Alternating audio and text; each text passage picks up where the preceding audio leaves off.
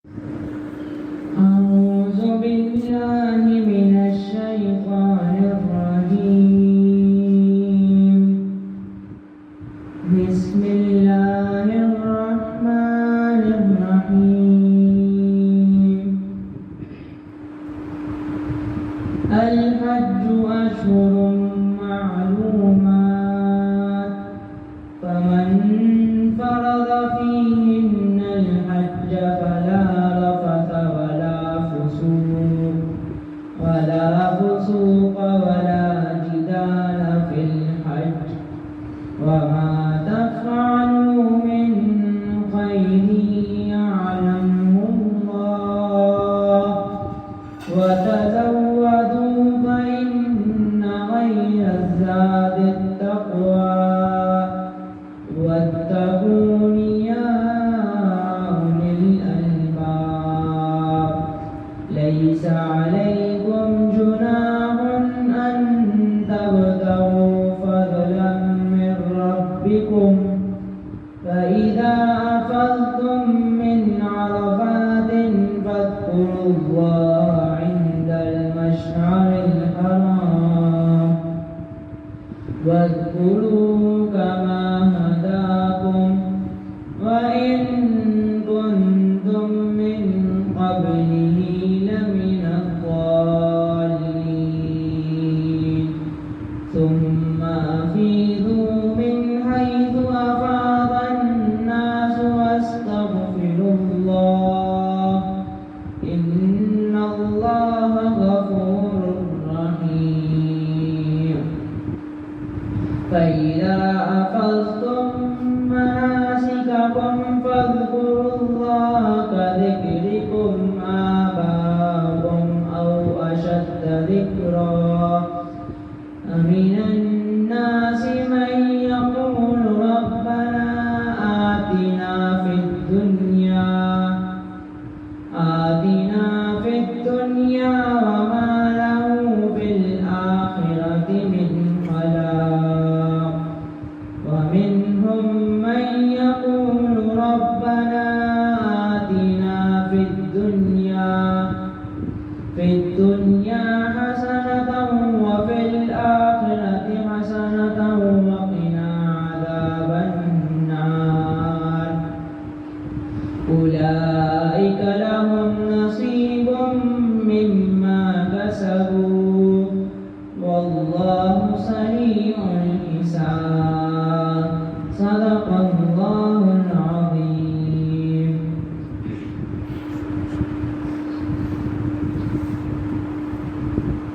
میری آنکھیں ترستی ہیں یا رب،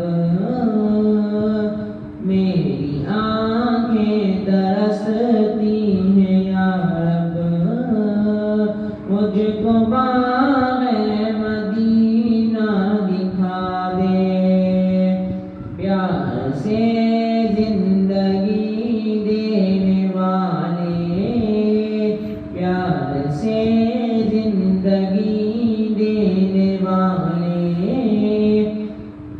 مجھ کو پیارے نبی سے ملا دے. تن پہ کھا کھا کے ظالم کے کوڑے، ہنس کے بولے بلال حبشی. تن پہ کھا کھا کے ظالم کے کوڑے، ہنس کے بولے بلال حبشی. میں نہ چھوڑوں گا دامن نبی کا، میں نہ چھوڑوں گا دامن نبی کا. بے حیا چاہے جتنی سزا دے، میری آنکھیں ترستی ہیں یا رب، مجھ کو باغ مدینہ دکھا دے. لے تلوار فاروق گھر سے قتل کرنے چلے تھے نبی کو، پاس پہنچے تو کیا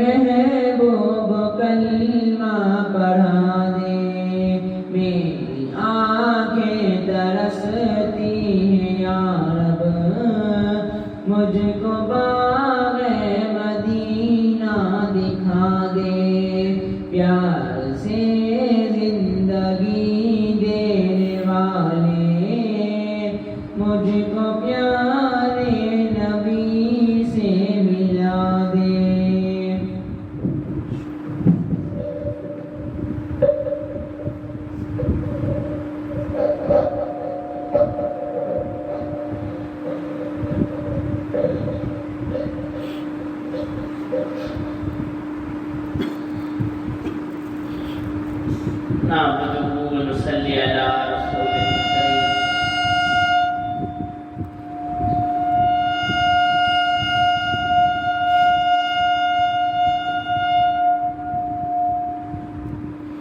أما بعد، أعوذ بالله من الشيطان الرجيم.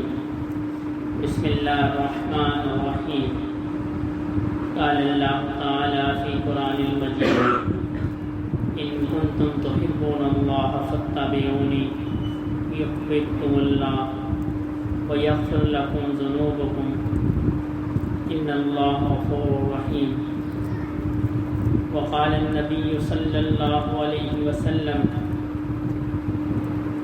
المرء مع من أحب، أو كما قال عليه الصلاة والسلام.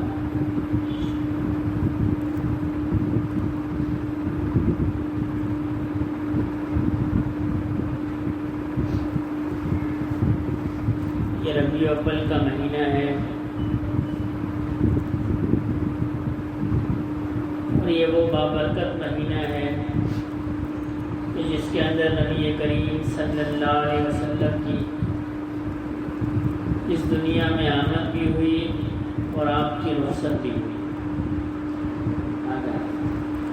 مشہور قول کے مطابق 9 ربیع الاول کو نبی کریم صلی اللہ علیہ وسلم کی ولادت ہوئی اور 12 ربیع الاول کو نبی کریم صلی اللہ علیہ وسلم کی اس دنیا سے آپ پردہ فرما گئے.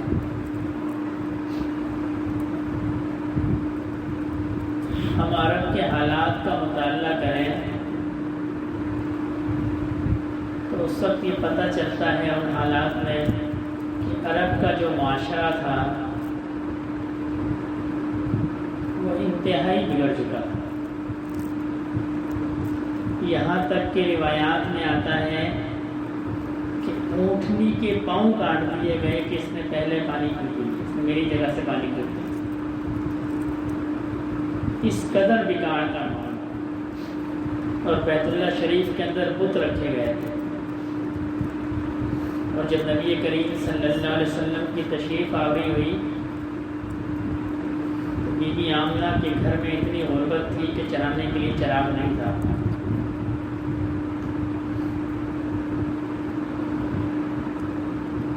ان حالات کے اندر نبی کریم صلی اللہ علیہ وسلم اس دنیا میں تشریف لائے. اللہ رب العزت نے اولیاء کرام کو نمونہ بنایا ہے. رسول اللہ صلی اللہ علیہ وسلم کی ذات کو ہمارے لیے نمونہ بنایا. ہر طرح کے حالات سے رسول اللہ صلی اللہ علیہ وسلم کی ذات کو گزارا گیا. کل کوئی بعد میں بندہ یہ نہ کہہ سکے کہ جی میرے کو تو ایسے حالات ہی نہیں ہیں، ایسے حالات میرے ہیں، ایسے تو پہلے نہیں تھے. تو آپ نے بچپن سے غربت دیکھی اور یہ عالم تھا کہ جو اس زمانے میں رواج تھا کہ جو معززین کے بچے پیدا ہوتے تھے دیہات سے عورتیں آتی تھیں اور ان کو اپنے ساتھ لے جاتی تھیں تاکہ ان کو دودھ وغیرہ پلائیں. اور اس معاشرے میں رواج تھا کہ جی گاؤں کے اندر آج کل بھی صاحب آب و ہوا گاؤں کی اچھی ہوتی ہے تو گاؤں میں بچے 1.5 سال 2 سال گاؤں میں پلتے تھے، پھر وہاں سے پھر واپس نہیں آتے. تو رسول اللہ صلی اللہ علیہ وسلم کے گھر میں غربت کی وجہ سے کوئی عورت راضی نہ ہوئی کہ جی میں اس گھر سے بچے کو لے جاؤں کہ جی یہاں سے کیا ملے گا.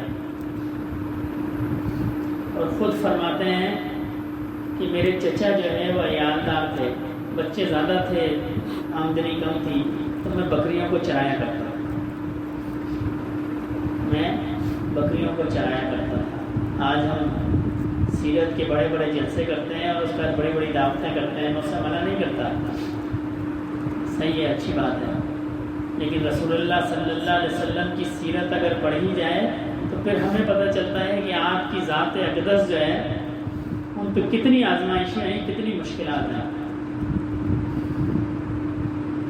53 سال کی عمر تھی، دوستوں نے کہا مکہ چھوڑ دو. ایسی عمر ہوتی ہے کہ اس عمر میں بندہ اپنا گھر نہیں چھوڑتا.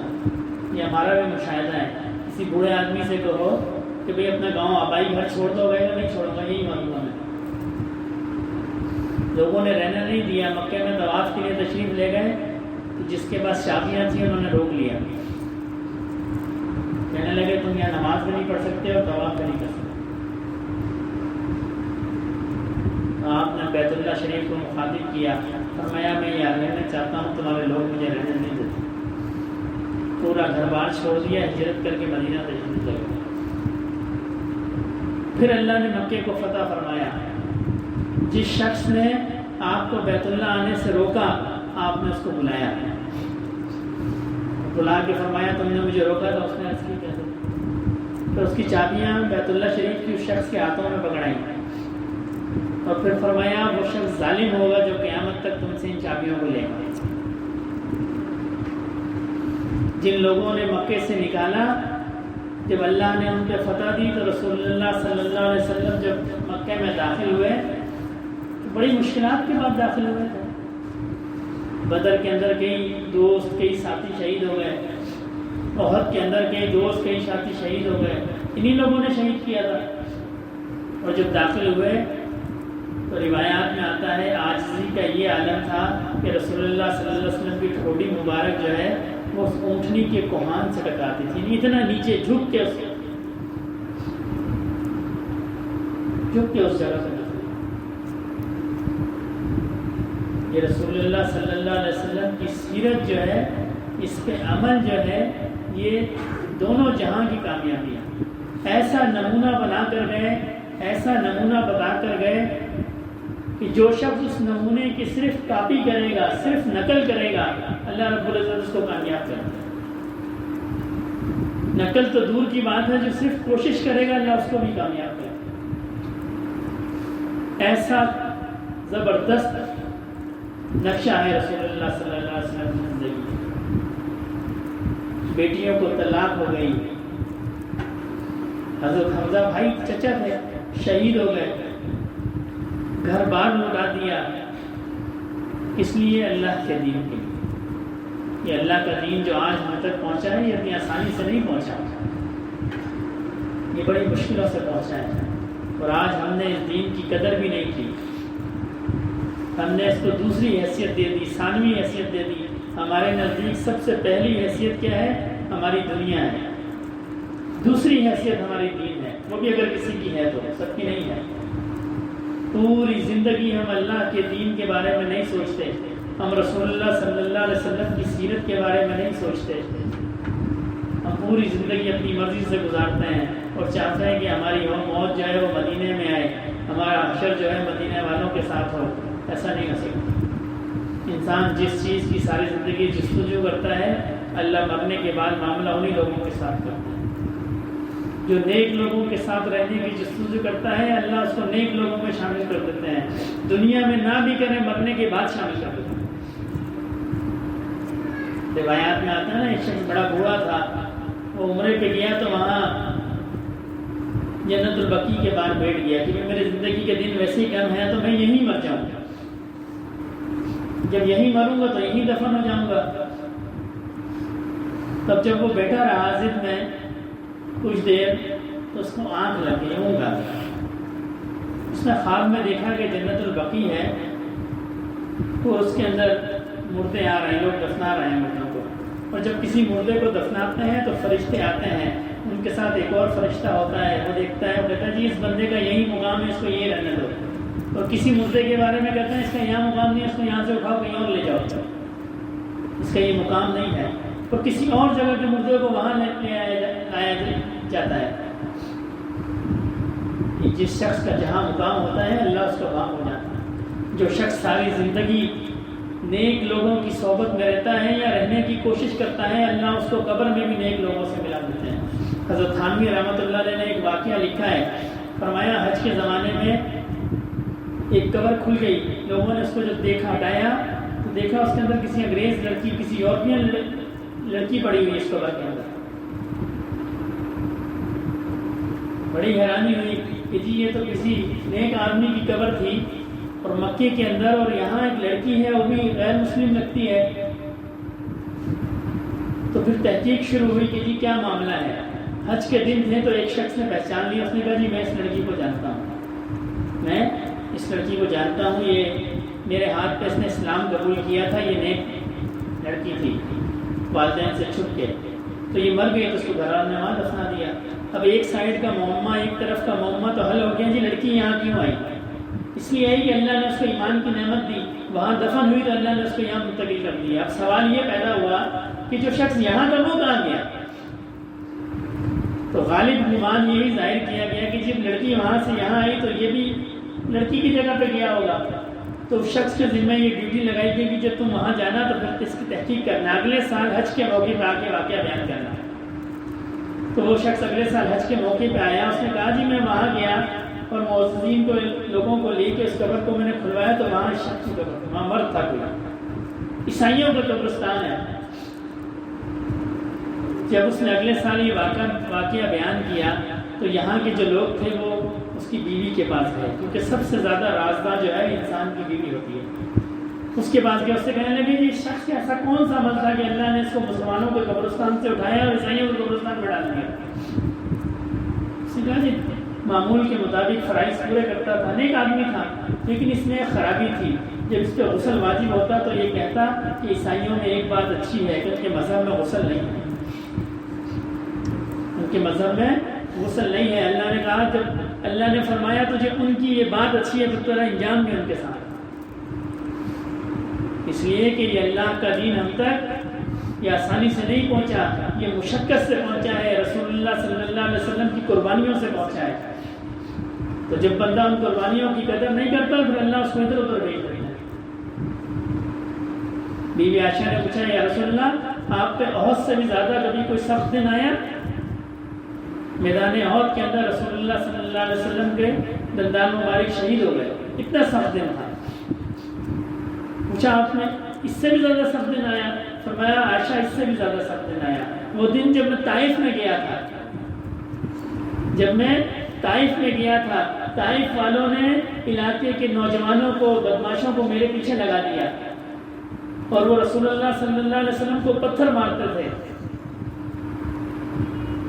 اور پتھر مارتے تھے تو ان سے خون بہتا تھا، پھر ہنسی مذاق کرتے تھے، اور یہ حالت ہو گئی کہ خون بہ بہ کے پاؤں کے اندر جوتوں کے اندر چپک گیا۔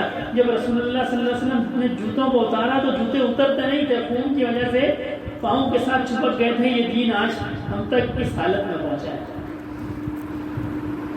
ان قربانیوں کے بعد پہنچا ہے۔ ہم ذرا سی بات کر کے دیتے ہیں جی فلاں قوم کا یہ فعل اچھا ہے، یہ آسانی سے نہیں پہنچا ہے، رسول اللہ کی قربانیوں سے پہنچا ہے، یہ صحابہ کرام کی قربانیوں سے پہنچا ہے، یہ تابعین کی قربانیوں سے پہنچا ہے، یہ اللہ والوں کی قربانیوں سے پہنچا ہے اب تک بھی۔ یہ ہمیں چونکہ پکی پکائی اگر کسی کو ہانڈی مل جائے تو وہ یہ سمجھتا ہے بڑے آسانی سے دیکھ تیار ہوئی ہے، یہ آسانی سے تیار نہیں ہوئی ہے، اس میں اللہ والوں کی قربانیاں ہیں، رسول اللہ کی قربانیاں ہیں، صحابہ کرام کی قربانیاں ہیں، اللہ کے نیک بندوں کی قربانیاں ہیں۔ اس میں اپنے گھر بار کو لٹا دیا، اپنی اولاد کو قربان کر دیا، اپنی خواہشات کو قربان کر دیا، پھر ہم تک رسول اللہ صلی اللہ علیہ وسلم کا دین پہنچا ہے۔ پھر اگر ہم میں سے کوئی کہے کہ اس میں یہ نقص ہے تو پھر بات کہاں تک جاتی ہے؟ سب سے اچھا جو دین ہے وہ اللہ نے ہمارے لیے اس کا انتخاب فرمایا، سب سے اعلیٰ ہستی اللہ رب العزت نے ہمارے لیے انتخاب فرمایا۔ یہ اتنی بڑی نعمت ہے کہ اللہ نے کسی نعمت کا احسان نہیں جتایا، رسول اللہ صلی اللہ علیہ وسلم کی نعمت کا اللہ نے احسان جتایا۔ ایسی ذات ہے اللہ رب العزت کی، اتنی نعمتیں دی ہیں، کبھی کسی کے نعمت کا احسان نہیں جتاتے۔ انسان اپنے جسم پہ غور کر لے، بے تحاشا نعمتیں ہیں، ایسی نعمتیں ہیں جو سائنس کی اس ترقی کے دور میں بھی انسان حاصل نہیں کر سکتا، ایسی نعمتیں ہیں، اور اگر حاصل کرنا چاہے تو لاکھوں کروڑوں روپے کے بل بنتے ہیں صرف ایک ایک نعمت کا۔ کسی کا دل دھڑکن نہ کرے، ہمارے ایک ساتھی ہیں کمپنی میں ملازم ہیں، ان کے والد صاحب کو دل کا مسئلہ ہو گیا، 24 گھنٹے میں لاکھوں کا بل بنا دیا۔ ایسی نعمتیں ہیں۔ جن مریضوں کے ڈائلیسس ہوتے ہیں، گردے کا سارا کام نہیں کرتی ڈائلیسس کی مشین، کچھ کام کرتی ہے۔ انسان کا گردہ جو کام کرتا ہے ان میں سے کچھ کام کرتی ہے۔ مفتی تقی اسماعیل صاحب نے لکھا ہے ایک جگہ، کہنے لگے میں نیفرولوجسٹ کے پاس میری ملاقات تھی تو میں نے اس سے کہا کہ سائنس نے اتنی ترقی کر لی ہے تو انسان جو ہے وہ مصنوعی گردہ کیوں نہیں بنا سکتا؟ تو اس نے عرض کی کہ حضرت بات یہ ہے کہ ابھی بھی سائنس کی ترقی اتنی نہیں ہے کہ کوئی مشین ایسی ہو جو گردے جتنے کام کر لے، جتنے کام گردے کرتی ہے اتنا کام ابھی بھی سائنس کو مشین دریافت نہیں کر سکی، ایجاد نہیں کر سکی۔ اور وہ کہنے لگے نفسولوجسٹ تھے اگر یہ مشین ایجاد بھی ہو جائے تو اللہ نے گردوں کو بھی ایک دماغ دیا ہے، گردوں کو اللہ نے قوت دی ہے، اس سے وہ فیصلہ کرتے ہیں کہ جسم کے اندر کتنا پانی رہنا چاہیے اور کتنا نہیں رہنا چاہیے۔ تو گردے اللہ کی طرف سے دی ہوئی صلاحیت سے انسان کے جسم کے اندر اتنا ہی پانی روکتے ہیں جتنی جسم کو ضرورت ہوتی ہے۔ تو وہ ڈاکٹر کہنے لگے کہ مشین بن بھی جائے گی تو پانی کو روکنے کا فیصلہ کون کرے گا؟ تو اللہ نے اتنی نعمتیں انسان کو دی، صرف انسان کے جسم کے اوپر، باقی نعمتیں دور کی بات ہے، لیکن کسی بھی نعمت کا اللہ نے احسان نہیں جتایا۔ رسول اللہ صلی اللہ علیہ وسلم کی جو نعمت ہمیں دی اللہ نے اس کا احسان جتایا۔ لقد من اللہ اذ بعث فیہم رسولا من انفسہم یتلو علیہم آیاتہ ویزکیہم ویعلمہم الکتاب والحکمہ۔ ہم نے تم پر احسان کیا کہ ہم نے تمہیں اپنا رسول بھیجا۔ اللہ نے صرف رسول اللہ صلی اللہ علیہ وسلم کا احسان جتایا، کسی اور چیز کا احسان نہیں جتایا۔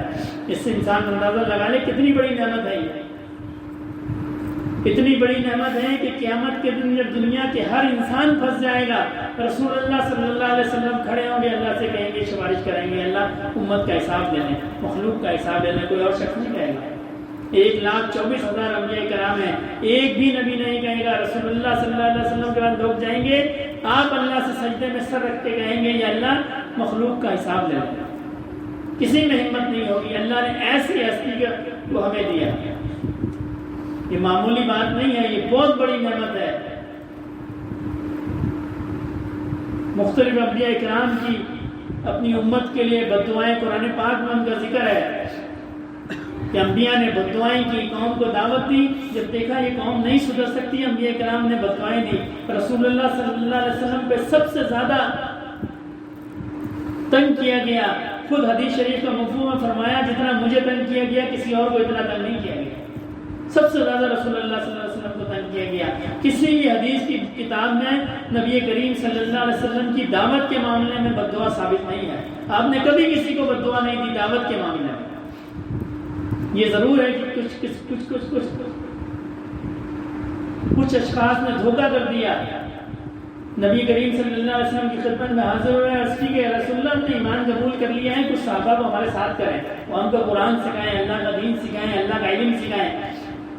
تو آپ نے 70 صحابہ کرام کو ان کے ساتھ کیا، وہ آگے نکلے اور جب پہاڑ سے اونٹ ہو گئے تو انہوں نے پھر غداری کر دی، صحابہ کرام کو شہید کر دیا۔ تو یہ خبر رسول اللہ صلی اللہ علیہ وسلم تک پہنچی تو آپ 40 دن بد دعا کرتے رہے، اپنے لیے نہیں کی، دعوت کے معاملے میں، اپنی ذات کے معاملے میں رسول اللہ نے بد دعا نہیں کی۔ ایسی ہستی اللہ نے دی، کسی شخص کے لیے بد دعا نہیں کی۔ طائف میں جب اس قدر تنگ کیا گیا تو اللہ نے ایک فرشتے کو بھیجا، فرشتے نے کہا یا رسول اللہ حکم کریں میں ان دونوں پہاڑوں کو پیس دوں، یہ نافرمان قوم اسی میں دب جائے گی، پس جائے گی۔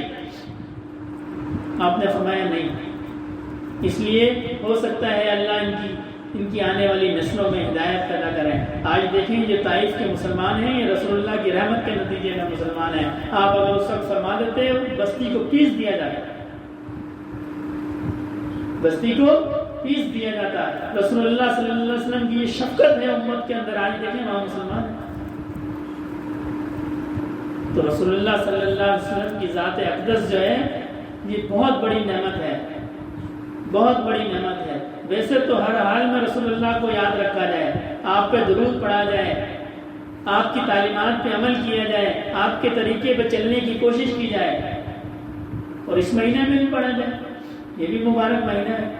رسول اللہ صلی اللہ علیہ وسلم کی دنیا میں تشریف آوری کتنا بڑا یہ اعزاز ہے۔ تو رسول اللہ صلی اللہ علیہ وسلم سے محبت کا تقاضا یہ ہے ان کنتم تحبون اللہ فاتبعونی۔ رسول اللہ صلی اللہ علیہ وسلم سے محبت کا تقاضا ہے، اللہ سے محبت کا تقاضا ہے کہ رسول اللہ کی اتباع کی جائے، آپ کے طریقے پہ چلا جائے، جیسے رسول اللہ صلی اللہ علیہ وسلم زندگی گزارا کرتے تھے ویسی زندگی گزاری جائے۔ میں اکثر کہا کرتا ہوں ہم لوگ بہت کتابیں پڑھتے ہیں، تصوف کی بھی پڑھتے ہیں، سلوک کی بھی پڑھتے ہیں، فکر کی بھی پڑھتے ہیں، کلام کی بھی پڑھتے ہیں، نہیں پڑھتے تو سیرت کی کتاب نہیں پڑھتے۔ ہمیں پتہ نہیں ہے رسول اللہ کیسے اٹھا کرتے تھے، کیسے بیٹھا کرتے تھے، کیسے کلام فرمایا کرتے تھے، کیسے چلا کرتے تھے، کیسے سویا کرتے تھے، کیسے ساتھیوں سے گفتگو کیا کرتے تھے۔ ہم نے فقہ پہ توجہ دی، باقی چیزوں پہ توجہ دی، جو ضروری چیز تھی اس پہ توجہ نہیں دی۔ ہمارے اخلاق رسول اللہ صلی اللہ علیہ وسلم کے اخلاق جیسے ہیں۔ مسجد نبوی کے باہر رسول اللہ صلی اللہ علیہ وسلم تشریف فرما تھے اندر آنے کے لیے، ایک عورت آئی، آپ نے اس نے اشارے سے بلایا اور آپ سے گفتگو شروع کر دی، لایانی گفتگو، ادھر کی ادھر کی ادھر کی، اور آپ سنتے رہے۔ صحابہ کرام تھوڑی دیر دیکھتے رہے، پھر آگے رسول اللہ صلی اللہ علیہ وسلم سے عرض کی کہ رسول اللہ یہ تو پاگل ہے، یہ عورت جو ہے یہ پاگل ہے، یہ جس کو روک لیتی ہے پھر اس سے باتوں کرتی رہتی ہے گھنٹوں، اور کوئی اس کی سنتا نہیں ہے، کیونکہ سب کو پتہ ہے یہ روک لے گی اور لایانی گفتگو کرے گی، کوئی اس کی سنتا نہیں ہے۔ تو آپ نے فرمایا اس کی کوئی نہیں سنتا، اس کی محمد بھی نہ سنے۔ جب تک وہ عورت اپنی گفتگو کہتی رہی، رسول اللہ صلی اللہ علیہ وسلم اس کی گفتگو سنتے رہتے۔ فرمایا جس کی کوئی نہیں سنتا اس کی محمد بھی نہ سنے۔ ایسی اللہ نے ہمیں ساتھ دیا۔ کسی سے ہاتھ ملاتے تھے رسول اللہ صلی اللہ علیہ وسلم تو اس وقت تک اپنے ہاتھ کو پیچھے نہیں ہٹاتے تھے جب تک وہ شخص خود نہ ہٹا لے۔ آج ہمارے یہاں جو بڑا آدمی ہوتا ہے تو وہ اتنا سا ہاتھ دیتا ہے، بس بہت تکلف کر دیا تو بس ایک ہاتھ تھوڑا سا بڑھا دیا کہ میں بہت بڑا آدمی ہوں، میرے پاس ٹائم نہیں ہے۔ اور رسول اللہ جس سے ہاتھ ملاتے تھے اس وقت تک اس کا ہاتھ نہیں چھوڑتے تھے جب تک وہ اپنا ہاتھ خود پیچھے نہ کر لے۔ کوئی رسول اللہ صلی اللہ علیہ وسلم سے مخاطب ہوتا تھا اس وقت تک اپنی توجہ نہیں ہٹاتے تھے جب تک اس کی گفتگو مکمل نہ ہو جائے۔ اور آپ مجلس میں بیٹھا کرتے تھے، کوئی پہچان نہیں سکتا تھا صحابہ کرام کے درمیان کے رسول اللہ کون ہے۔ بے شمار روایات میں آتا ہے، نیا بندہ آ کے پوچھتا تھا تم نے اللہ کا رسول کون ہے، تم میں اللہ کا رسول کون ہے۔ ایسی عاجزی، جتنا فرماتے ہیں نا جتنا مقام اوپر بڑھتا ہے اللہ اتنی عاجزی دیتے ہیں۔ سردار الانبیاء ہیں، انبیاء کے بھی سردار ہیں۔ جب معراج پہ گئے اللہ رب العزت نے 1,24,000 انبیاء کرام کی ارواح کو جمع کیا بیت المقدس کے اندر، اور نماز کس نے پڑھائی؟ ہمارے پیغمبر نے۔ یہ ہمارے لیے کیسی بڑی بات ہے، کیسی محبت کی بات ہے، کیسی عظمت کی بات ہے۔ کل قیامت کے دن جب ہم حشر کے میدان میں کھڑے ہوں گے اور ہمارے جو قائد ہوں گے، ہمارے جو رہبر ہوں گے، ہمارے جو امیر ہوں گے وہ رسول اللہ صلی اللہ علیہ وسلم کی ذات ہوگی، کیسی برکت والی بات ہوگی، کیسی عظمت والی بات ہوگی۔ جس صفوں کے اندر کھڑا ہونے کے لیے اللہ کے انبیاء دعا کیا کرتے تھے اللہ نے ہمیں ان صفوں میں پیدا فرما دیا۔ اس کا ہمیں آج اندازہ نہیں ہے، اس کا اندازہ آج ہمیں اس لیے نہیں ہے کہ ہمارا رسول اللہ صلی اللہ علیہ وسلم سے تعلق نہیں ہے، محبت نہیں ہے، ایک رسمی سے تعلق ہے۔ یہ ضرور ہے ہم نے کلمہ پڑھا تو ہماری تار ان کے ساتھ جڑ گئی۔ یہ جو ہمارا ایمان ہے اس کا رسول اللہ صلی اللہ علیہ وسلم سے بہت گہرا تعلق ہے۔ اس وقت تک ایمان مکمل نہیں ہے جب تک ہماری محبت رسول اللہ صلی اللہ علیہ وسلم کے لیے خالص نہیں ہے۔ ایک بزرگ بیان فرما رہے تھے، فرمانے لگے کہ ہمارا جو ایمان ہے یہ رسول اللہ صلی اللہ علیہ وسلم کی محبت کی وجہ سے ہے۔ وہاں کوئی نوجوان علم والا بھی تھا، عالم تو میں اس کو نہیں کہوں گا، علم والا تھا، کہنے لگا کہ حضرت ایسی بات نہیں ہے، ایمان کا تعلق تو اللہ رب العزت کی ذات سے ہے، ایمان کا تعلق اللہ رب العزت کی ذات سے ہے، رسول اللہ کی ذات سے ایمان کا تعلق نہیں ہے۔ تو وہ اللہ والے جلال میں آ گئے، اس سے کہنے لگے اگر تم کہو تو میں اس تار کو جو رسول اللہ صلی اللہ علیہ وسلم سے تم تک آ رہی ہے اس کو کاٹ دوں۔ اس نے کہا کہ کاٹ دو، اس سے کیا فرق پڑے گا؟ آپ نے فرمایا لوگ کاٹ دی، اسی وقت اس نے کلمے سے انکار کیا اور مر گیا۔ ہمارا ایمان تو اس وقت تک مکمل نہیں ہے جب تک محمد اور رسول اللہ صلی اللہ علیہ وسلم کا اقرار نہیں ہے۔ اور ایسی محبت کرنے والی ذات کو، ایسی شفقت والی ذات کو ہم نے بلا دیا۔ روایات کے اندر ہے کہ امت کے اعمال جو ہے یہ جمعرات والے دن رسول اللہ صلی اللہ علیہ وسلم پر پیش کیے جاتے ہیں۔ یہ میں اور آپ جو آج کرتے پھرتے ہیں نا یہ رسول اللہ پر پیش کیے جاتے ہیں، یا رسول اللہ آپ کی امت یہ کر رہی ہے، آپ کی امت یہ کر رہی ہے۔ پھر کیا گزرتی ہوگی رسول اللہ صلی اللہ علیہ وسلم کے قلب پر جب بتایا جاتا ہوگا کہ آپ کی امت ظلم کرتی ہے، آپ کی امت زنا کرتی ہے، آپ کی امت بدنظری کرتی ہے، آپ کی امت کم تولتی ہے، آپ کی امت جھوٹ بولتی ہے، آپ کی امت آپ کے طریقے پر نہیں چلتی، کفار کے طریقے پر چلتی ہے. کیا خیال ہے؟ ہمارے حالات کی خبر رسول اللہ صلی اللہ علیہ وسلم کو نہیں ہے.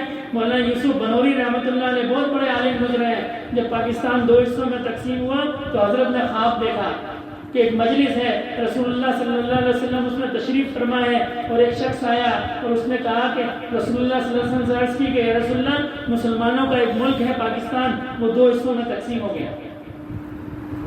حضرت یوسف بنوری رحمۃ اللہ علیہ فرماتے ہیں رسول اللہ صلی اللہ علیہ وسلم دھاڑے مار مار کر رونے لگ گئے.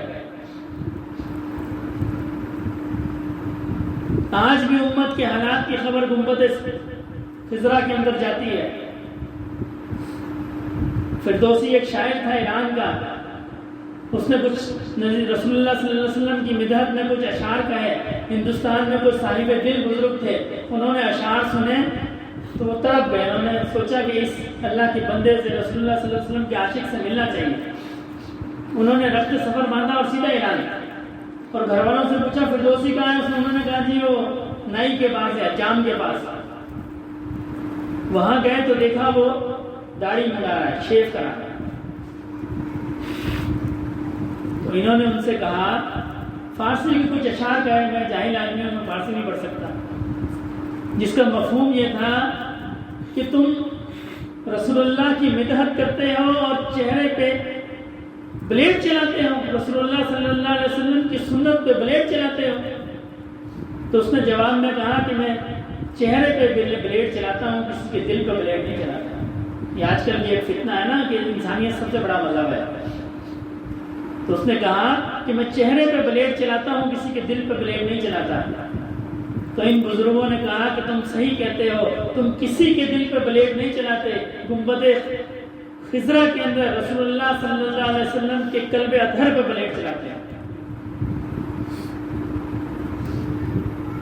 آج جس سنت کو ہم معمولی سمجھتے ہیں نا، کل قیامت کے دن ہمیں پتہ چلے گا یہ کتنی عظمتوں والی سنت ہے. آج ہم سنتوں کو معمولی سمجھتے ہیں، یہ چھوڑ کے چھوڑ دیتے ہیں، یہ سوچ کے کہ یہ تو سنت ہے، فرض تھوڑی ہے، تو سنت ہے. اور صحابہ یہ سوچ کے کیا کرتے تھے کہ یہ سنت ہے. حضرت عبداللہ بن عمر رضی اللہ تعالیٰ عنہ وضو کیا، مسکرانے لگے. کسی نے پوچھا آپ کیوں مسکرا رہے ہیں؟ یہ کوئی مسکرانے کا موقع تو نہیں ہے. فرمانے لگے کہ ہاں موقع تو نہیں ہے، لیکن میں نے رسول اللہ صلی اللہ علیہ وسلم کو دیکھا، ایک بار آپ نے وضو کیا اور اسی طرح مسکرائے، میں آپ کی سنت میں مسکرا، میں آپ کی سنت کی وجہ سے مسکرا، ایک سنت بھی نہیں چھوڑی. ہمارا تو قرب قیامت کا زمانہ ہے. رسول اللہ صلی اللہ علیہ وسلم نے فرمایا جس زمانے میں سنت کو چھوڑا جائے گا، اس وقت اگر کوئی شخص ایک سنت پہ عمل کرے، ایسی سنت پہ جس کو لوگ چھوڑ چکے ہوں، ایک سنت پہ عمل کرے، اللہ اس کو 100 شہیدوں کا ثواب دے. شہادت کے معمولی رتبہ ہے، جان جو گنوانی پڑتی ہے پھر شہادت ملتی ہے.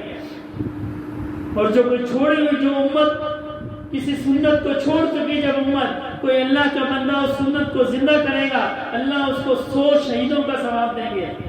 آج ہمارے معاشرے میں کتنی سنتوں کو ہم نے چھوڑ دیا. ٹخنوں سے اوپر ہم نہیں کر سکتے، سر پہ ٹوپی ہم نہیں لے سکتے، اور کئی سنتیں. اور جو شخص ان کو زندہ کرے گا، اللہ اس کو 100 شہیدوں کا ثواب دے. ہم اپنے جسم پر سنتوں کو عمل نہیں کر سکتے، پھر ہم باتیں بڑی بڑی انقلاب کی کرتے ہیں. عاشق تو وہ ہوتا ہے جس کو محبوب کی ہر ادا سے محبت ہوتی ہے. حضرت امیر معاویہ رضی اللہ تعالیٰ عنہ نبی صلی اللہ علیہ وسلم کی خدمت میں موجود تھے، تو یمن سے ایک وفد آیا اور ان کے ساتھ ان کا کوئی شہزادہ بھی تھا، بادشاہ تھا. جب ملاقات ختم ہوئی تو نکلے تو آپ نے حضرت رسول اللہ صلی اللہ علیہ وسلم نے امیر معاویہ کی طرف اشارہ کر کے فرمایا آپ ان کے ساتھ چلے جائیں. جب یوں اشارہ فرمایا تو حضرت امیر معاویہ چل دیے. عرب کی گرمی، ریت،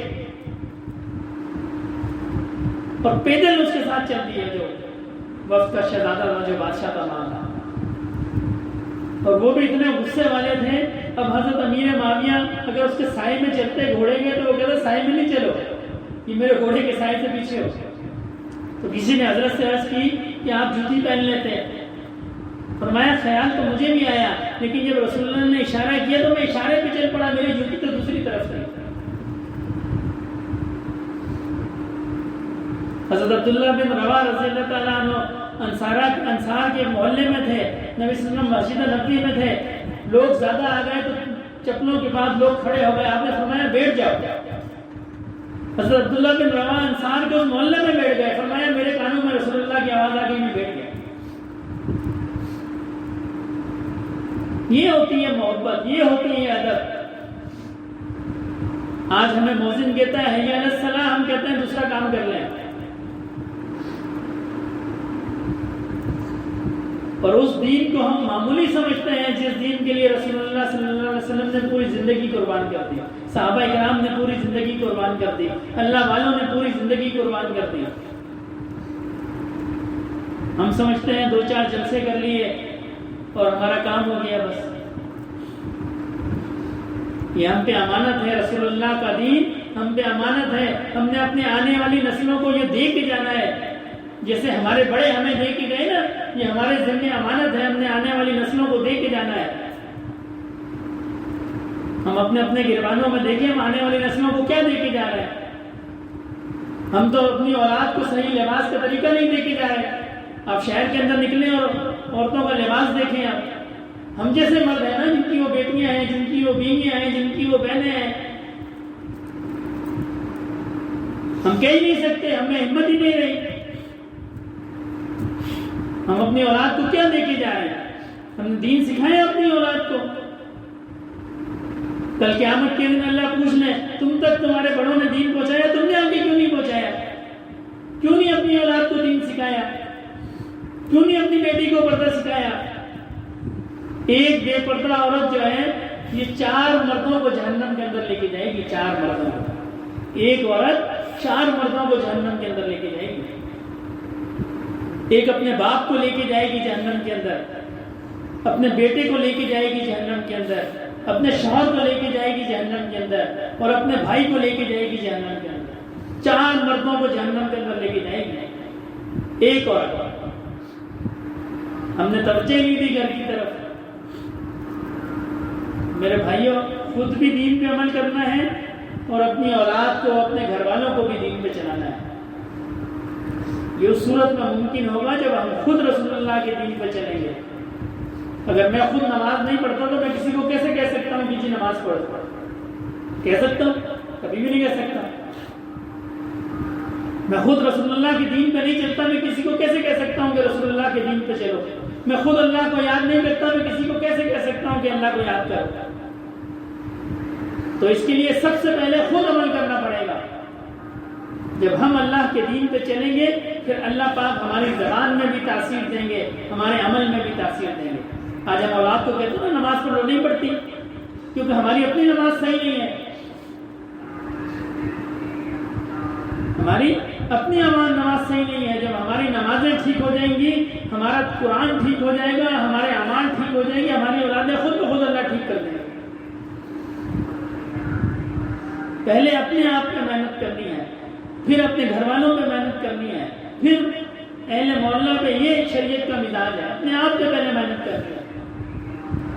یا ایھا الذین آمنوا قوا انفسکم واہلیکم وقودھا الناس والحجارہ. یہ جہنم جو ہے یہ اس کا ایندھن ہے انسان اور پتھر. یہ ایسے نہیں بھڑکتی، یہ اس میں انسان اور پتھر ڈالے جائیں گے پھر یہ بھڑکتی. ایسے نہیں بھڑکتی. ایک پیغمبر کہیں جا رہے تھے، دیکھا ایک پتھر ہے وہ رو رہا ہے. اس سے کہا کیوں رو رہے ہو؟ اس نے کہا کہنے لگا اللہ نے فرمایا ہے جہنم کی آگ کا ایندھن کیا ہے؟ پتھر اور انسان ہے. میں اس لیے روتا ہوں کہ ایسا نہ ہو اللہ مجھے جہنم کی آگ کا ایندھن بنا دے. ہمیں فکر نہیں ہے جہنم کی آگ کی، یہ ہمارے جسموں سے بھڑکائی جائے گی. یہ دنیا کی آگ کی طرح نہیں ہے. میں اکثر سوچا کرتا تھا دنیا کی جو آگ ہے یہ لال رنگ کی ہے، لیکن جب کسی کو جلاتی ہے تو کالا کر دیتی ہے. حالانکہ لال کرنا چاہیے کیونکہ آگ کا رنگ تو لال ہے. پھر میں نے کہیں پڑھا اس لیے کہ جہنم کی جو آگ ہے وہ کالے رنگ کی ہے, وہ لال رنگ کی نہیں ہے. جہنم کی آگ کالے رنگ کی ہے, اور یہ آگ جو ہے جہنم کی آگ کو 70 دفعہ دھو کے نرم کیا گیا, پھر دنیا میں بھیجا گیا, پھر یہ لال رنگ کی ہے. لیکن چونکہ اس کی اصل جو ہے وہ جہنم کی آگ ہے, اس لیے یہ کالا کر دیتی ہے. جس چیز کو جلاتی ہے کالا کر دیتی ہے, لال نہیں کرتی. تو یہ جو جہنم کی آگ ہے یہ انسانوں سے دہکائی جائے گی. اس کا ایندھن کون بنے گا؟ انسان بنے گا, ہم جیسے انسان جو دنیا میں سمجھا کرتے تھے کہ میں بہت بڑی چیز ہوں, مجھ سے تو کوئی ہاتھ بھی نہیں ملا سکتا, یہ چھوٹا ہے میں بڑا ہوں. ان سے جلے گی جہنم کی آگ. جس شخص کے دل میں رائی کے دانے کے برابر بھی تکبر ہوگا, اللہ اس کو جنت میں داخل نہیں کریں گے. تکبر کیا ہے؟ میں بڑا ہوں, یہ چھوٹا ہے, یہ تکبر ہے. اور یہ چیز اس کے پاس کیوں ہے, میرے پاس کیوں نہیں ہے, یہ حسد ہے. اور یہ دو ایسی بیماریاں ہیں جو سب سے پہلے دنیا میں وجود میں آئی ہیں. سب سے پہلے دنیا میں وجود میں شیطان نے سب سے پہلے تکبر اور حسد کیا. تکبر اس نے یہ کیا کہ میں آگ سے بنا ہوں, یہ مٹی سے بنے ہیں, میں ان کو سجدہ کیوں کروں. اور حسد یہ کیا کہ اللہ نے ان کو کیوں نواز دیا, مجھے کیوں نہیں نوازا. تو یہ شیطانی صفات ہیں, یہ سب سے پہلے دنیا کے اندر آئی ہیں. اور سب سے زیادہ انسان انہیں دو صفات کی وجہ سے مار کھائے گا. تکبر کی وجہ سے مار کھائے گا اور حسد کی وجہ سے مار کھائے گا. یہ انسان تو کچھ بھی نہیں ہے. جتنے ہم دنیا میں دعوے کرتے ہیں اس کی کچھ بھی حقیقت نہیں ہے. ذرا سا انسان بیمار ہوتا ہے, اس کو 1 منٹ میں پتہ چل جاتا ہے میں کیا چیز ہوں, اور جب آنکھ بند ہوگی تو بالکل پتہ چل جائے گا میں کیا چیز ہوں. رسول اللہ صلی اللہ علیہ وسلم نے فرمایا انسان اپنے عمل کی وجہ سے جنت میں نہیں جائے گا, اللہ کی رحمت کی وجہ سے جائے گا. آج ہم تھوڑی سی عبادت کرتے ہیں, جی میں حاجی ہو گیا, میں چودھری ہو گیا, میں وڈیرا ہو گیا, میں پیر ہو گیا, میں عالم ہو گیا. یہ اللہ کے فضل کی وجہ سے انسان جنت میں جائے گا, کسی اور وجہ سے جنت میں نہیں جائے گا. تو ہر حال میں انسان کیا کرے, اللہ کے فضل کو تلاش کرے. اور کس طریقے پہ تلاش کرے؟ رسول اللہ صلی اللہ علیہ وسلم کی سنت کے طریقے پہ تلاش کرے. یہ جو آج کل بہت سارے فتنے بن گئے نا, ان کی طرف نہ دیکھے. رسول اللہ صلی اللہ علیہ وسلم کے طریقے پر اللہ کے فضل کو تلاش کرے. اس لیے کہ آپ کی ذات اقدس جو ہے یہ اللہ کی رحمتوں کے نزول کی جگہ ہے, اور جو آپ کے طریقے پہ چلے گا اللہ ان پہ بھی اپنی رحمتوں کو نازل کر دیں گے. موسیٰ علیہ السلام کے زمانے میں جب سامری جادوگر آیا تو اس کے ساتھ اور بہت سارے جادوگر تھے. دعوت دینے حضرت موسیٰ علیہ السلام فرعون کو گئے تھے, اور مسلمان وہ سارے جادوگر ہو گئے, سارے مسلمان ہو گئے. تو آپ نے عرض کی کہ اللہ پاک دعوت دینے تو میں فرعون کو کیا تھا, یہ مسلمان جو ہے یہ سارے جادوگر کیوں ہو گئے؟ تو اللہ نے فرمایا اس لیے کہ تمہارے حلیے میں آئے تھے. وہ سارے جادوگر موسیٰ علیہ السلام کا حلیہ بنا کر اور عصا پکڑ کر اور جیسا موسیٰ علیہ السلام کا حلیہ تھا ویسا بنا کے آئے تھے. اپنی طرف سے وہ نقل اتار رہے تھے, لیکن اللہ کو ان کی یہ بات نہیں پسند آئی, اس لیے کہ میرے نبی کی نقل اتارتے ہو, جاؤ تمہیں بھی ایمان کی نعمت دے. اور ہم اگر رسول اللہ صلی اللہ علیہ وسلم کی نقل اتارنے کی کوشش کریں گے تو کیا خیال ہے اللہ کی رحمت موسیٰ علیہ السلام کی نقل اتارنے والوں پر اللہ کی رحمت آ گئی, رسول اللہ صلی اللہ علیہ وسلم کی نقل اتارنے پر کیا ہوگا؟ اللہ اپنا محبوب بنا لیں گے. ایسی کامیاب نقل ہے یہ. جیسے رسول اللہ صلی اللہ علیہ وسلم زندگی گزارتے تھے کوشش کرنی ہے ویسی زندگی گزارنی ہے. ویسی ہم نہیں گزار سکتے لیکن کوشش کرنی ہے. جیسا آپ کا اخلاق تھا ویسا ہمارا اخلاق ہو, جیسے آپ کے معاملات تھے ویسے ہمارے معاملات ہو, جیسے آپ کی عبادات تھی ویسی ہماری عبادات ہو, جیسے آپ کی صورت مبارکہ تھی ویسی ہماری صورت ہو, جیسی آپ کی سیرت مبارکہ تھی کوشش کرنی ہے ویسی ہماری سیرت ہو. جب صورت بنائیں گے اللہ سیرت بھی بنا دیں گے. جب صورت بنانا تو ہمارے ہاتھ میں ہے نا, رسول اللہ کی جیسی صورت کی سیرت کی کتابوں میں لکھا ہے, ہم بنا سکتے ہیں اس کو. اور جب رسول اللہ کی صورت بنا کے مسلح پہ کھڑے ہوں گے اللہ کو محبت آئے گی کہ نہیں آئے گی, اللہ کی رحمت آئے گی کہ نہیں آئے گی. کفار کی صورت بنا کر، کفار کا حلیہ بنا کر پھر ہم مصلی پہ کھڑے ہو جاتے ہیں، پھر کہتے ہیں جی اللہ کی رحمت نہیں آتی، کیسے آئے گی؟ رحمت تو رسول اللہ کے حلیے پہ آئے گی۔ رسول اللہ صلی اللہ علیہ وسلم جیسی ہماری زندگی ہوگی، جیسا ہمارا حلیہ ہوگا، جب محبت آئے گی، جب اللہ کی رحمت آئے گی، اور پھر کامیابی ہی کامیابی ہے۔ وہاں کی کامیابی جو ہے وہ کامیابی ہی کامیابی ہے۔ تو وقت بھی کافی ہو گیا، دعا فرمائے اللہ رب العزت نے اس مہینے کی برکت سے رسول اللہ صلی اللہ علیہ وسلم کی سنت پہ عمل کرنے کی توفیق عطا فرمائے۔ ہمارا حلیہ رسول اللہ صلی اللہ علیہ وسلم جیسا ہو، ہمارے معاملات آپ جیسے ہوں، اور پھر رسول اللہ صلی اللہ علیہ وسلم کو یاد رکھنا ہے۔ جتنا درود شریف پڑھ سکتے ہو ساتھی پڑھیں۔ جو شخص جس بزرگوں سے بیعت ہے پوچھے، اللہ والے تو بتاتے ہیں درود شریف پڑھو۔ قیامت کے دن بہت بڑا مجمع ہوگا۔ ہم دنیا کے مجمع کو کہیں چلے جائیں حج وغیرہ پر تو کتنا مجمع ہوتا ہے، قیامت کے دن تو ساری آدم علیہ السلام سے لے کے آخر انسان تک وہاں موجود ہوں گے، اور رسول اللہ صلی اللہ علیہ وسلم بھی موجود ہوں گے۔ تو اتنے بڑے مجمع میں رسول اللہ صلی اللہ علیہ وسلم تک رسائی کیسے ہوگی؟ یہ ہم اکیلے امتی تو نہیں ہیں، نبی کریم صلی اللہ علیہ وسلم سے لے کے اور آخری آدمی تک کتنے امتی ہیں آپ صلی اللہ علیہ وسلم کے؟ تو اتنے کروڑوں اربوں اور خربوں کے مجمع میں رسول اللہ صلی اللہ علیہ وسلم تک کیسے رسائی ہوگی؟ آپ ہمیں کیسے پہچانیں گے؟ ہم تو اس کا طریقہ یہ ہے، آپ صلی اللہ علیہ وسلم نے فرمایا جو چاہتا ہے، جس کی خواہش ہے کہ قیامت میں وہ میرے زیادہ نزدیک ہو، مجھ پر درود زیادہ پڑھا کرے، کثرت سے درود پڑھا کرے۔ ایک صحابی نے عرض کی کہ یا رسول اللہ میں اپنے معاملات میں سے چوتھا حصہ آپ پہ درود پڑھا کروں؟ آپ نے فرمایا اس سے بھی زیادہ۔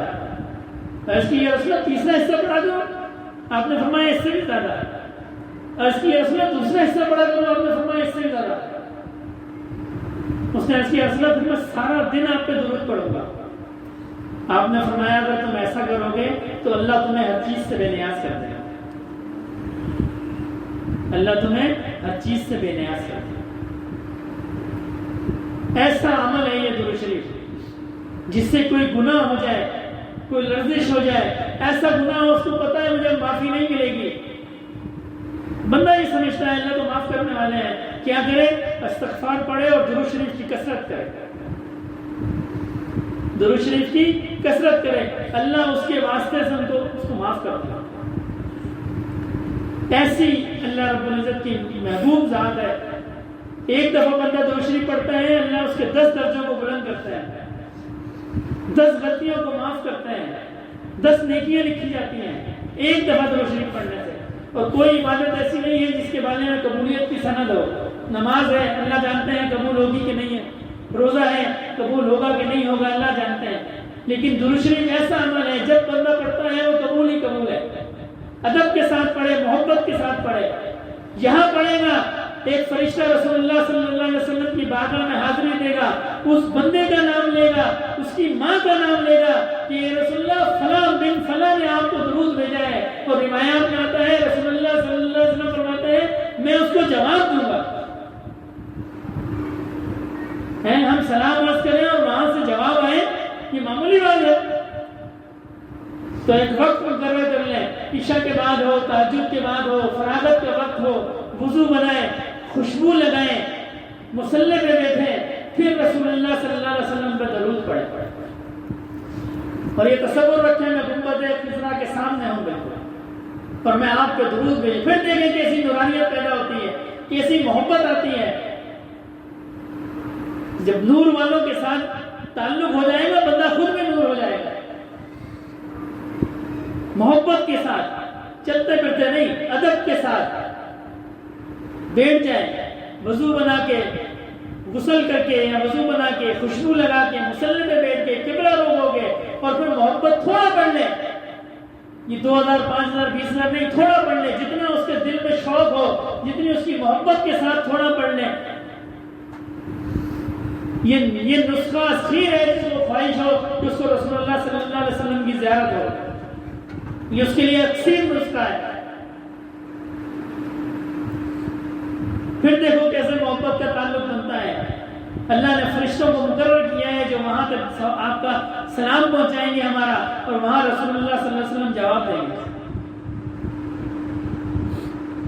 شیخ احمد رفاعی رحمۃ اللہ علیہ جب عمرے کے لیے تشریف لے گئے، پھر رسول اللہ صلی اللہ علیہ وسلم کی خدمت میں حاضر ہوئے، عرض کی کہ یا رسول اللہ، جب میں اپنی جگہ پہ ہوتا تھا تو میں سلام پڑھتا تھا اور میری روح آپ کی بارگاہ میں پیش ہوتی تھی۔ میں آپ پہ سلام پڑھتا تھا تو میری روح آپ کی بارگاہ میں پیش ہوتی تھی۔ آج میرا جسم آپ کے دربار میں آیا ہے، آپ اپنے دست مبارک کو باہر نکالیے تاکہ میں اس پہ بوسہ دوں۔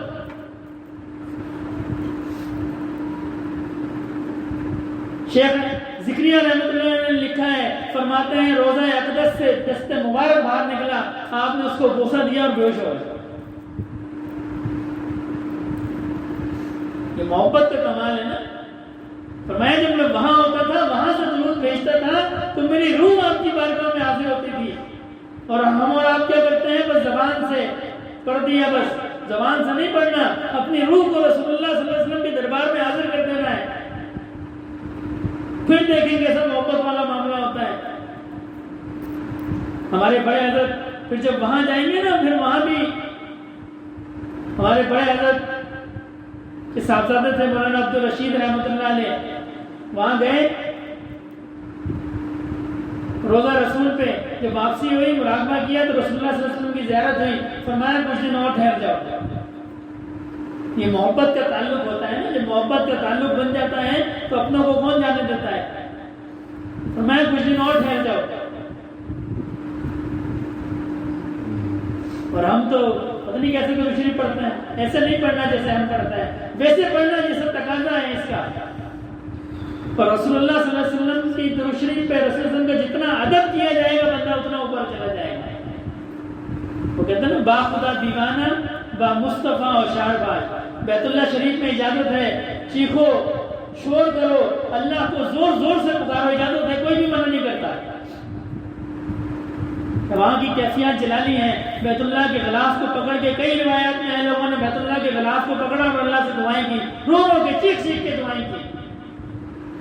لیکن نبی کریم صلی اللہ علیہ وسلم کے حرم کا ایسا تقاضا ہے، فرمایا کہ اگر تمہاری آواز رسول اللہ کی آواز سے بلند ہو گئی تو اعمال چلے گئے۔ تمہاری آواز رسول اللہ صلی اللہ علیہ وسلم کی آواز سے بلند ہو گئی تو اعمال چلے گئے، ختم ہو گئے اعمال۔ ایسے ادب کے ساتھ، محبت کے ساتھ یہاں بیٹھ کے درود شریف پڑھے گا، گنبد خضرا سے اس کا جواب آئے گا۔ یہ بات ہے محبت کی، بات ہے تعلق کی۔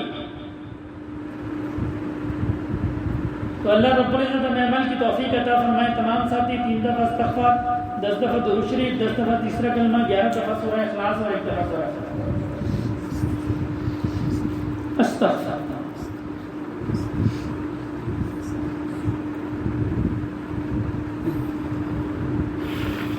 سبحان اللہ والحمد للہ ولا الہ الا اللہ واللہ اکبر۔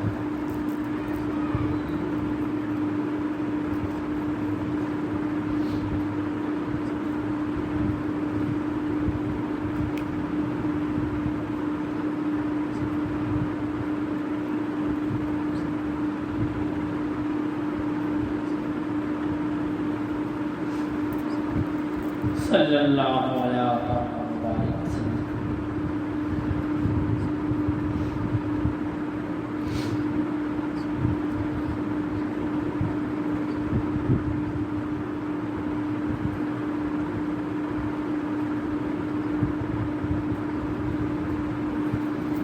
قل هو الله احد الله الصمد لم يلد ولم يولد۔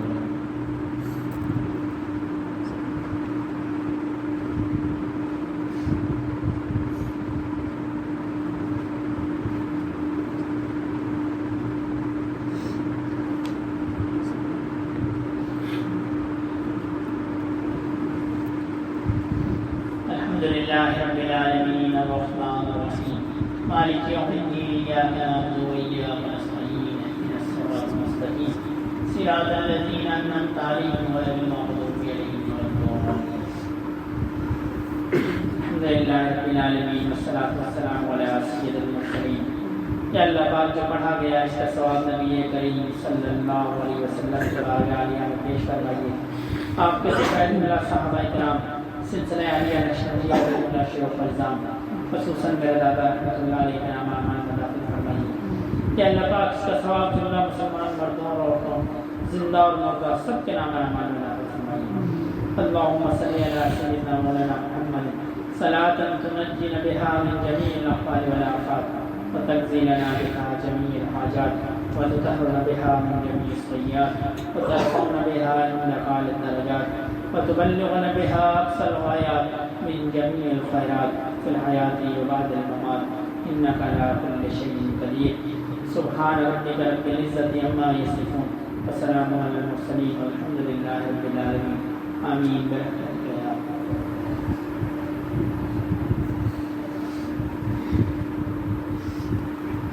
تمام ساتھی آنکھوں کو بند کر لیں، اپنی توجہ دل کی طرف اور دل کی توجہ اللہ رب العزت کی ذات کی طرف۔ یہ تسبیح چلائی جائے گی، نہ یہ فرض ہے، نہ واجب ہے، نہ سنت ہے، یہ صرف بزرگوں کا ایک طریقہ ہے کہ اس طریقے سے خیالات بھٹکتے نہیں ہیں بلکہ وہ تسبیح کی آواز پہ یکسو رہتا ہے۔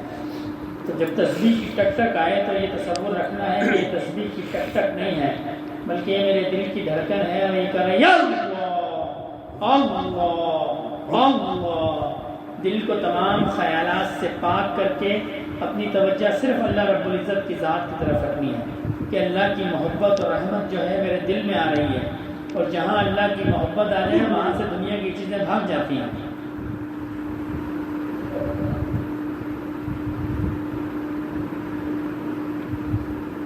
اللہ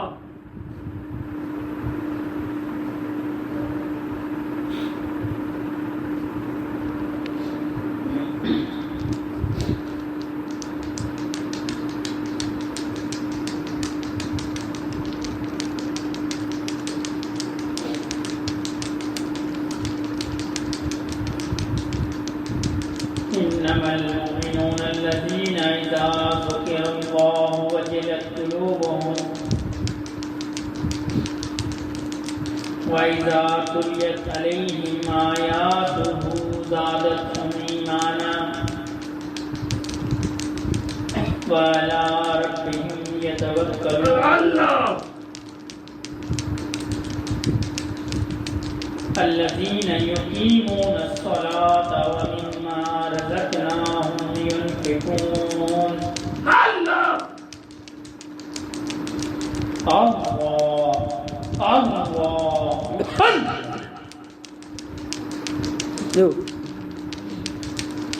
ذکر گو تا تیرا جانا پاکی دل سے ذکر رحمان مومنہ ذکر خدا بسیار گو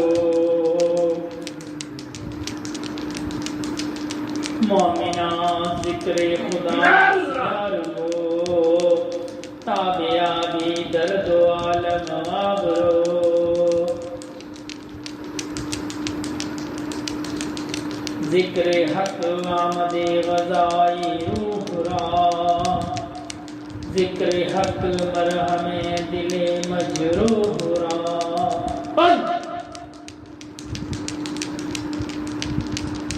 نہ دنیا سے نہ دولت سے نہ گھر آباد کرنے سے نہ دنیا سے نہ دولت سے نہ گھر آباد کرنے سے سکون دل کو ہوتا ہے اللہ کو یاد کرنے سے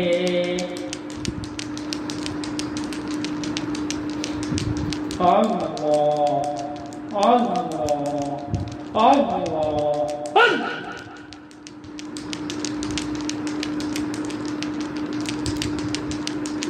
قلب کے اندر دھیان جما کر اللہ اللہ اللہ کر ہر دم عشق کی آگ لگا کر اللہ اللہ اللہ کر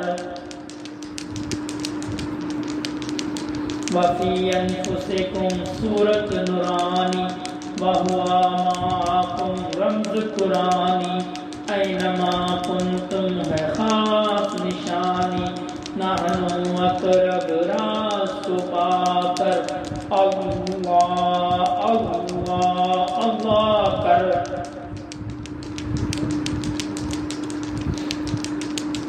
من عرف کا تصور جماعت فقد عرف کا یقین بقات عناصر دل میں شفاعت اقرا کتاب ایک معنی پا کر اللہ اللہ اللہ کر قائم ہو کر بیچ فنا کی گم ہو جا تو ذات کو پا کی اپنی خودی کو آپ مٹا کے بحر فنا میں غوطہ لگا کر اللہ اللہ اللہ کر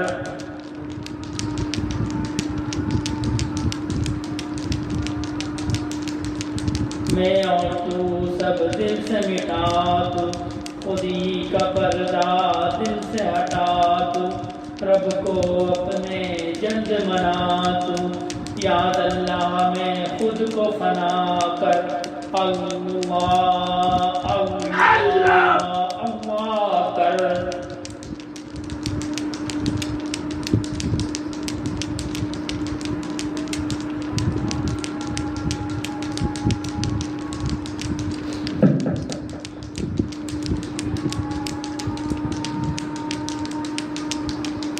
عزیزو دوستو یارو یہ دنیا دار پانی ہے دل اپنا مت لگاؤ تم لہد میں جان بنانی ہے پائے بندگی کرنے بسے لذات دنیا میں ہوئی اندھی عقل تیری کیسی نادانی ہے گناہوں میں نہ کر برباد عمر اپنی تو کر توبہ کہاں ہے باپ دادا سب کے جن کی تو نشانی ہے نہ کر بل اپنی دولت پر نہ طاقت پر نہ حشمت پر کہ دنیا کی ہر ایک چیز تجھ کو چھوڑ جانی ہے تجھے کی کر نماز پڑھ خدا کو یاد کر ہر دم کہ آخر میں تیری نیکی تیرے کام آنی ہے شریعت کی غلامی کر گناہوں سے تو بچ یارا تجھی حالت ہو ظالم چور کی جو مرد زانی ہے شریعت کا غلام ہوئے عجب اخلاق ہو اس میں دل اس کا مسئلہ نہ ہو یہ اس کی نشانی ہے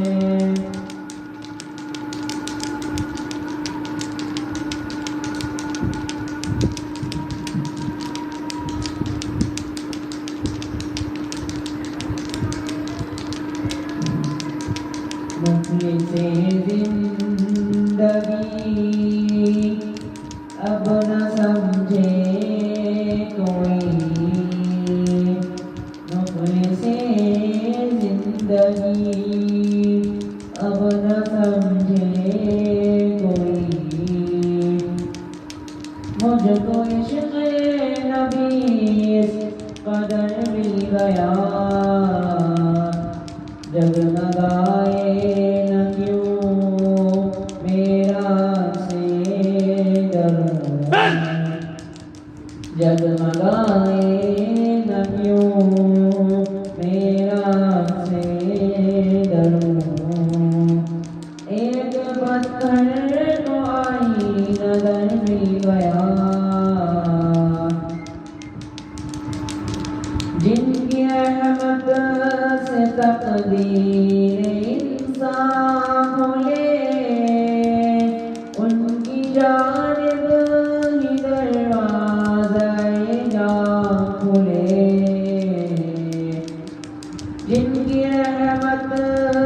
تقدیر انسان کھلے ان کی طرف ہی دروازۂ جان کھلے جان عمر رواں لے کے جاتی کہاں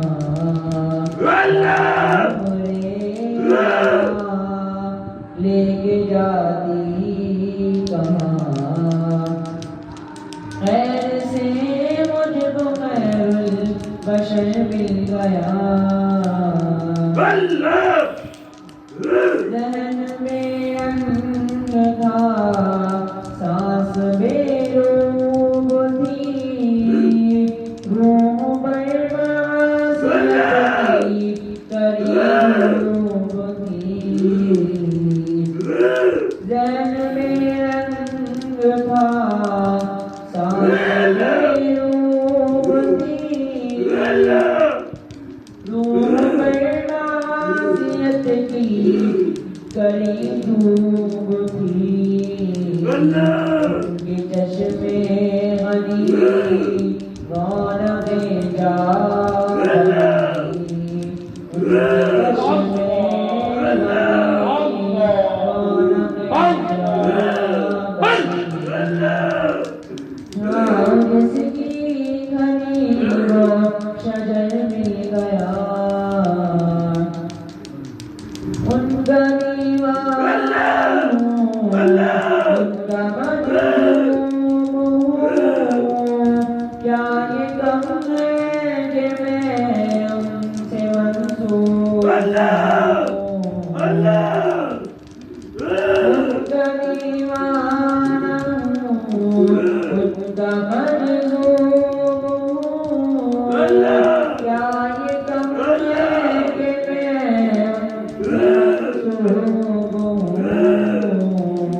سرحد حشر تک جاؤں گا بے درک سرحد حشر تک جاؤں گا بے درک مجھ کو اتنا تو زان سفر مل گیا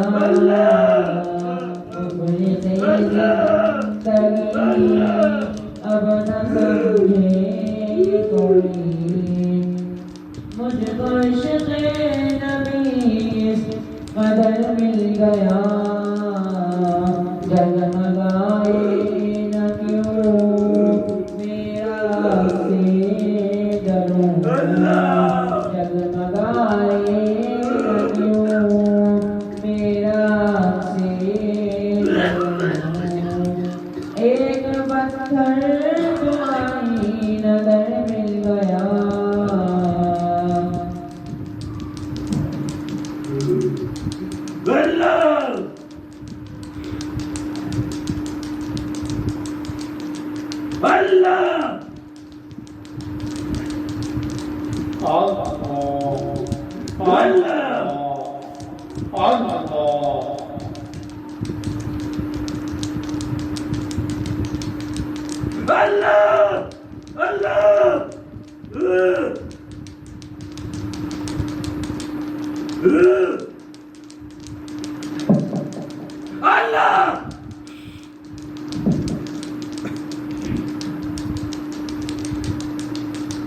میرا دل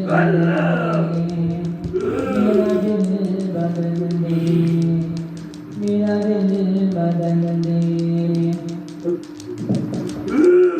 غفلت میں ڈوبا دل بدل دے میرا غفلت میں ڈوبا دل بدل دے ہواؤں حرص والا دل بدل دے میرا غفلت میں ڈوبا دل بدل دے خدایا فضل فرما دل بدل دے خدایا فضل فرما دل بدل دے بدل دے دل کی دنیا دل بدل دے میرا غفلت میں ڈوبا دل بدل دے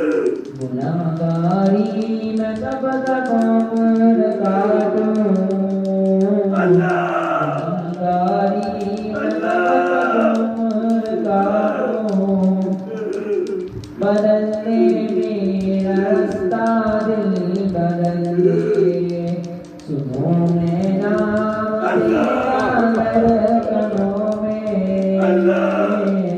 سنوں میں نام تیرا دھڑکنوں میں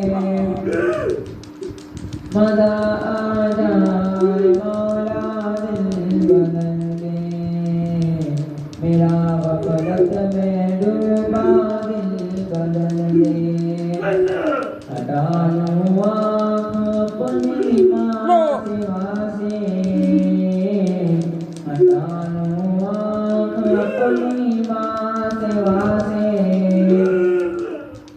یوں میں تیری خاطر دل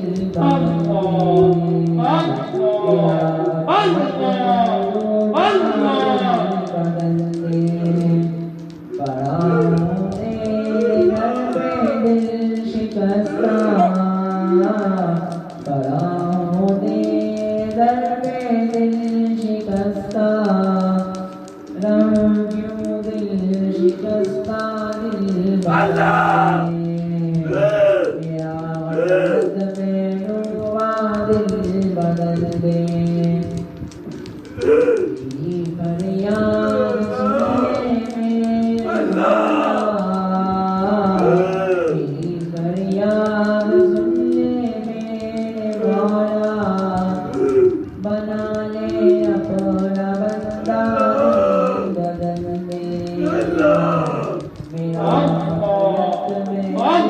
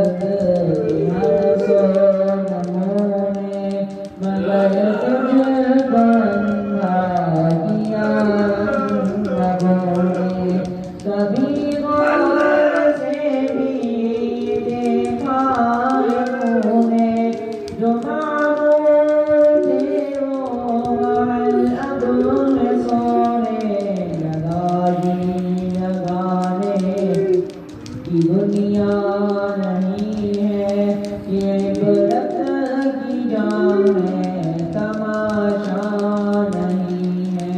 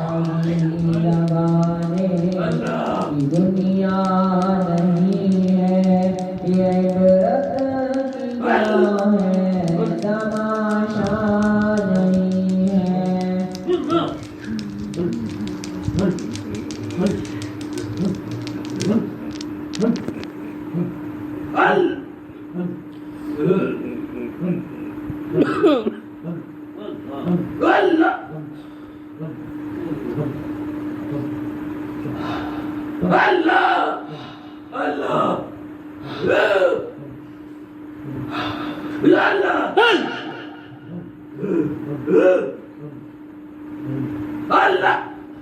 Allah. Allah, Allah,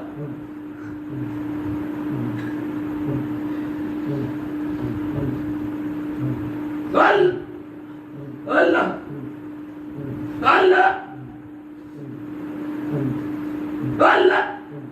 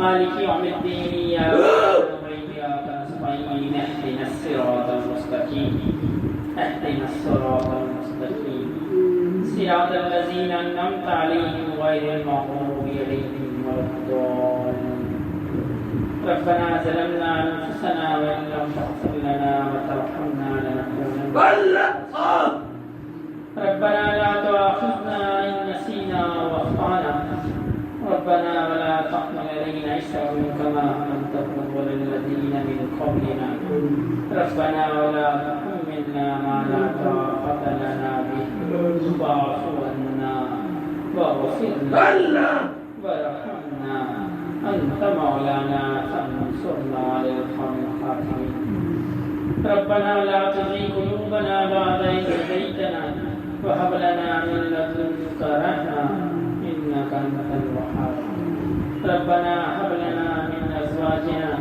وذرياتنا قرة أعين واجعلنا للمتقين إماما رب ارحمهما كما ربياني صغيرا رب ارحمهما كما ربياني صغيرا اللهم حاسبني حسابا يسيرا اللهم حاسبني حسابا يسيرا اللهم حاسبني حسابا يسيرا ربنا آتنا في الدنيا حسنة وفي الآخرة حسنة وقنا عذاب النار اللهم أعنا على ذكرك وشكرك وحسن عبادتك اللهم إنك عفو تحب العفو فاعف عنا اللهم إنك أسأل علما نافعا ورزقا واسعا وشفاعا من كل داء اللهم اغفر لنا قبل الموت وارحمنا عند الموت ولا تعذبنا بعد الموت ولا تحاسبنا يوم القيامة إنك على كل شيء قدير یا اللہ پاک اپنی رضا والی زندگی عنایت فرمائیے یا اللہ پاک رضا کی حالت میں موت عطا فرمائیے یا اللہ پاک ہمارے جو گناہ اعلانیہ ہوں یا خفیہ ہوں ظاہری ہوں یا باطنی ہوں اپنے فضل سے سب کو معاف فرمائیے یا اللہ پاک نبی کریم صلی اللہ علیہ وسلم کے طریقے پہ چلنے کی توفیق عطا فرمائیے یا اللہ پاک جو بیمار ہیں ان کو صحت عطا فرمائیے یا اللہ پاک جو تندرست ہیں ان کی تندرستی کو دور فرمائیے یا اللہ پاک جو اولاد کی نعمت سے محروم ہیں ان کو نیک صالح اولاد عطا فرمائیے یا اللہ پاک جو اولاد نرینہ کی نعمت سے محروم ہیں ان کو بہتر وارث عطا فرمائیے یا اللہ پاک جن کی اولاد نافرمان ہیں یا اللہ پاک اپنے فضل سے ان کو فرمانبردار بنائیے یا اللہ پاک ہمارے جو بڑے اس دنیا سے چلے گئے یا اللہ پاک ان سب سب کو جنت الفردوس میں جگہ عطا فرمائیے۔ یا اللہ پاک ہمارے والدین، ہمارے شیوخ، ہمارے اساتذہ جو حیات ہیں ہمیں ان کی خدمت کرنے کی توفیق عطا فرمائیے۔ یا اللہ پاک ان کی عمروں میں، ان کے عمل میں یا اللہ پاک رحمتیں اور برکتیں نازل فرمائیے۔ یا اللہ پاک نبی کریم صلی اللہ علیہ وسلم کی شفاعت نصیب فرمائیے۔ یا اللہ پاک نبی کریم صلی اللہ علیہ وسلم کی زیارت نصیب فرمائیے۔ یا اللہ پاک نبی کریم صلی اللہ علیہ وسلم کے ہاتھوں حوض کوثر کا پیالہ نصیب فرمائیے۔ یا اللہ پاک نبی کریم صلی اللہ علیہ وسلم کے طریقوں پہ چلنے کی توفیق عطا فرمائیے۔ یا اللہ پاک ہمیں ہم سے محبت کرنے کی توفیق عطا فرمائیے۔